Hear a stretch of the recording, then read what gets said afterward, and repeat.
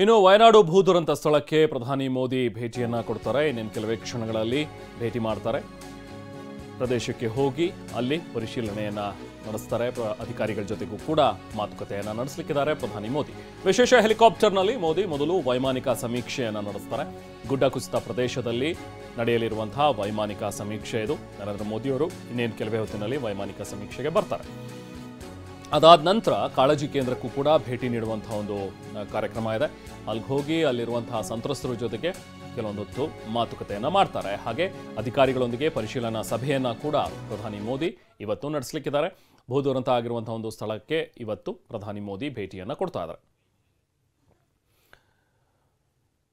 ವಯನಾಡಿನಲ್ಲಿ ಆಗಿರುವಂತಹ ಒಂದು ಭೂಕುಸಿತ, ಇದರಿಂದಾಗಿ ಸಂಭವಿಸಿರುವಂತಹ ಒಂದು ಅಪಾರ ಪ್ರಮಾಣದ ಸಾವು ನೋವುಗಳು, ಜನಜೀವನ ಕೂಡ ಅಸ್ತವ್ಯಸ್ತವಾಗಿದೆ. ಕೆಲವೊಂದಷ್ಟು ಜನ ಈಗ ಕಾಳಜಿ ಕೇಂದ್ರಗಳಲ್ಲಿದ್ದಾರೆ. ಈಗ ಮತ್ತೆ ಅವರು ತಮ್ಮ ಬದುಕನ್ನು ಪುನರ್ ನಿರ್ಮಿಸ್ಕೋಬೇಕು. ಇದೆಲ್ಲವೂ ಕೂಡ ಸಾಕಷ್ಟು ಸಮಸ್ಯೆಗಳಿವೆ.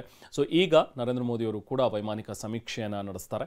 ಇನ್ನೇನು ಕೆಲವೇ ಹೊತ್ತಿನಲ್ಲಿ ಅವರ ವೈಮಾನಿಕ ಸಮೀಕ್ಷೆ ಆರಂಭವಾಗುತ್ತೆ. ಇನ್ನೇನು ಸ್ವಲ್ಪ ಹೊತ್ತಿನಲ್ಲಿ ಬರ್ತಾರೆ ನರೇಂದ್ರ ಮೋದಿಯವರು. ಸ್ಥಳಕ್ಕೆ ಬಂದು ವೈಮಾನಿಕ ಸಮೀಕ್ಷೆಯನ್ನು ನಡೆಸಿ ಅದಾದ ನಂತರ ಕಾಳಜಿ ಕೇಂದ್ರಕ್ಕೂ ಕೂಡ ಹೋಗಿ ಅಲ್ಲಿರುವಂಥ ಸಂತ್ರಸ್ತರನ್ನು ಭೇಟಿಯಾಗ್ತಾರೆ. ಹಾಗೆ ಅಧಿಕಾರಿಗಳ ಜೊತೆಗೂ ಕೂಡ ಪರಿಶೀಲನಾ ಸಭೆಯನ್ನು ನಡೆಸಲಿಕ್ಕಿದ್ದಾರೆ.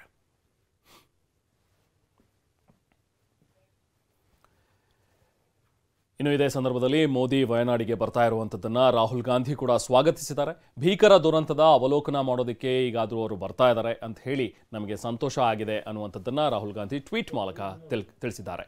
ಖುದ್ದು ವಯನಾಡಿಗೆ ಭೇಟಿ ನೀಡ್ತಾ ಇರೋದಕ್ಕೆ ಧನ್ಯವಾದಗಳು, ಇದೊಂದು ಒಳ್ಳೆ ನಿರ್ಧಾರ ಅಂತ ಹೇಳಿ ರಾಹುಲ್ ಗಾಂಧಿ ಪ್ರಧಾನಿ ಮೋದಿ ಅವರನ್ನು ಅಭಿನಂದಿಸಿದ್ದಾರೆ. ವಯನಾಡು ಭೀಕರ ದುರಂತದ ಮಾಹಿತಿ ಪಡೆಯಲು ಖುದ್ದಾಗಿ ಭೇಟಿ ಕೊಡ್ತಿರೋ ಮೋದಿ ಅವರಿಗೆ ಧನ್ಯವಾದಗಳು. ಇದೊಂದು ಉತ್ತಮ ನಿರ್ಧಾರವಾಗಿದೆ. ಮೋದಿ ಭೇಟಿ ನೀಡಿದ ಬಳಿಕ ವಯನಾಡು ದುರಂತವನ್ನು ರಾಷ್ಟ್ರೀಯ ವಿಪತ್ತು ಎಂದು ಘೋಷಿಸಲಿದ್ದಾರೆ ಎಂಬ ನಂಬಿಕೆ ಇದೆ.